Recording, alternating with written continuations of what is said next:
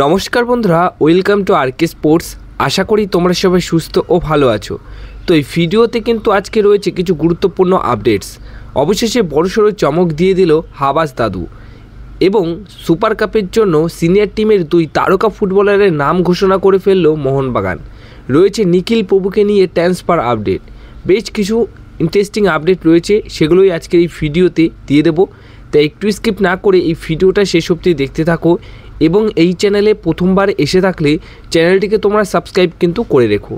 তো বন্ধুরা, প্রথম যে খবরটা দিয়ে আজকের এই ভিডিওটা শুরু করব সেটা হচ্ছে অভিষেক সিংকে নিয়ে। তো অভিষেক সিং এই যে ফুটবলারটি পাঞ্জাব এফসি দলের হয়ে নিয়মিত লাস্ট সিজনে খেলে এসছেন এবং এত ভালো পারফরমেন্স করেছে যার ফলে তিনি কিন্তু ইন্ডিয়ান টিমেও সুযোগও পেয়েছেন। লাস্ট ইন্ডিয়ান টিমের যে স্কোয়াড ছিল সেখানে কিন্তু তিনি ছিলেন। তো সেই অভিষেক সিংকে কিন্তু কিছুদিন আগেই তোমাদেরকে জানিয়েছিলাম যে অফার সেন্ড করেছিল ইস্টবেঙ্গল এফসি দল। এখন যে খবরটা জানা যাচ্ছে সেটা হচ্ছে অভিষেক সিংয়ের সাথে কিন্তু প্রায় চুক্তি করে ফেলেছে ইস্টবেঙ্গল এফসি দল। সেটা প্রায় তাদের ডান হয়ে গেছে। সব কিছু ঠিকঠাক থাকলে যদি শেষ মুহূর্তে কোনো রকম অঘটন না ঘটে তাহলে এই প্লেয়ারটিকে কিন্তু তোমরা এবার দেখতে পারবে আগামী সিজনে ইস্টবেঙ্গল এফসি দলে খেলতে। এবং অভিষেক সিংকে নেবার ব্যাপারে খুব তড়িঘড়ি দিক দিয়ে এগোচ্ছিল, কথাবার্তা বলেছে ইস্টবেঙ্গল এফসি দল এবং তারা একদম পুরো ফুল দমে মাঠে নেমেছিল এই ফুটবলারটিকে নেবার জন্য। তো সেই মতো ইস্টবেঙ্গল এফসি দল কিন্তু অভিষেক সিংকে প্রায় চূড়ান্ত করেই ফেলেছে, কিন্তু এখনও যতক্ষণ না অফিসিয়াল অ্যানাউন্সমেন্ট আসছে ততক্ষণ তো আমরা পুরোপুরি ডিলটা ডান বলতে পারি না, কিন্তু 90% ডিল ডান হয়েছে এটুকু বলতেই পারি। তো এবার নেক্সট আপডেট যেটা শেয়ার করা রয়েছে ইস্টবেঙ্গল এফসি দলকে নিয়েই। তো ইস্টবেঙ্গল এফসি দল এই অভিষেক সিংয়ের পাশাপাশি এবার তারা কিন্তু যে কাজটা করলো সেটা হচ্ছে নিখিল প্রভু, পাঞ্জাব এফসি দলের অন্যতম সেরা একজন ভার্সেটাইল মিডফিল্ডার নিখিল প্রভুকে কিন্তু অফিসিয়ালভাবে তারা অফার সেন্ড করে দিয়েছে।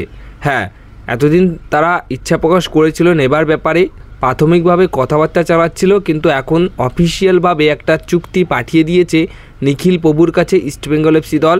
এবার দেখা যাক যে নিখিল প্রভু কি করে।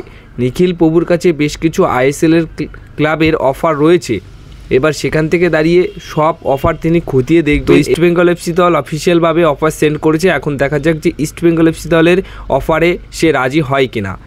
এবার নেক্সট আপডেট যেটা শেয়ার করা রয়েছে সেটা হচ্ছে সুপার কাপের জন্য কিন্তু মেন টিমে দুজন প্লেয়ারের নাম ঘোষণা করে দিল যে তারা কিন্তু সুপার কাপে থাকছে। হ্যাঁ, সুপার কাপে সাহাল আব্দুল সামাদ এবং আশিক কুনিয়ান এই দুইজন ফুটবলারকে তোমরা কিন্তু স্কোয়াডে দেখতে পারবে। মানে যেহেতু এই সিজনে সুপার কাপে কোনোরকম বিদেশি প্লেয়ার খেলাবে না, 6টা বিদেশি প্লেয়ার যারা আইএসএল খেলেছে, ডুরান্ড কাপ খেলেছে, তারা কিন্তু আর খেলবে না সুপার কাপে।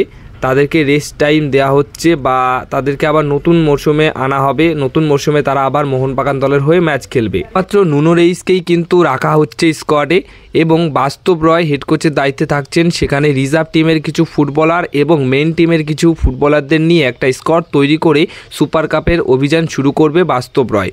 এবং রিজার্ভ টিম মেন টিমের মধ্যে এর আগে তোমাদেরকে নাম জানিয়ে দিয়েছিলাম যে মেন টিমের কোন কোন প্লেয়ার থাকছে। এর পাশাপাশি আরও দুটো প্লেয়ারের নাম ঘোষণা করে ফেললো মোহনবাগান দল, যেখানে সাহাল আব্দুল সামাদ এবং আশিক কুনিয়ানও কিন্তু সুপার কাপে থাকছে এবং সুপার কাপে তারা কিন্তু খেলবে। তো এটা কিন্তু দারুণ একটা সংবাদ রয়েছে মোহনবাগান দলের সমর্থকদের জন্য, কারণ আমরা চাই যে সুপার কাপটাও ভালোভাবে নিক মোহনবাগান দল এবং সুপার কাপও যেন মোহনবাগান দল জিততে পারে, সেরকমই একটা লক্ষ্য থাকুক মোহনবাগান দলের। এবার দেখা যাক শেষ অবধি কী হয়। আশা করা যায় যে মোহনবাগান দলের রিজার্ভ টিম মেন টিমের প্লেয়ার মিলিয়ে যা স্কোয়াড তৈরি হবে সেই স্কোয়াডটা কিন্তু ভালোই একটা পারফরমেন্স তুলে ধরতে পারবে। তো এরপরে সবশেষে যে আপডেটটা শেয়ার করব সেটা হচ্ছে আন্তোনিও লোপেস হাবাসকে নিয়ে। আন্তোনিও লোপেস হাবাস সদ্য আই লিগ শেষ করে স্পেনে ফিরে গেছে এবং তিনি সুপার কাপের জন্য হেড কোচের দায়িত্বে থাকছেন না ইন্টারকাশি দলের হয়ে, সেটা কিন্তু কিছুদিন আগেই তোমাদেরকে জানিয়ে দিয়েছিলাম।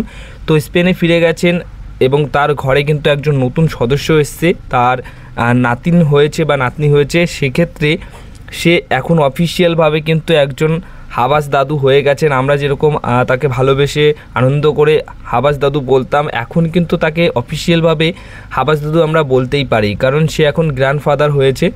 তো তার এখন কিন্তু বিশাল একটা আনন্দের মুহূর্ত রয়েছে এবং সেই আনন্দের মুহূর্ত কাটার জন্য সে কিন্তু স্পেনে ফিরে গেছে। না হলে কিন্তু সে সুপার কাপে ইন্টারকাশি দলের হেড কোচের দায়িত্বেও থাকতো, কিন্তু সে তার ঘরে একজন এসছে বলেই সেই খুশিতেই সে কিন্তু আই লিগ শেষ হওয়ার পরপরই কিন্তু সে স্পেনে ফিরে গেছে। তো হাওয়াজ দাদু অবশেষে কিন্তু বড়সড় একটা চমক দিয়ে দিল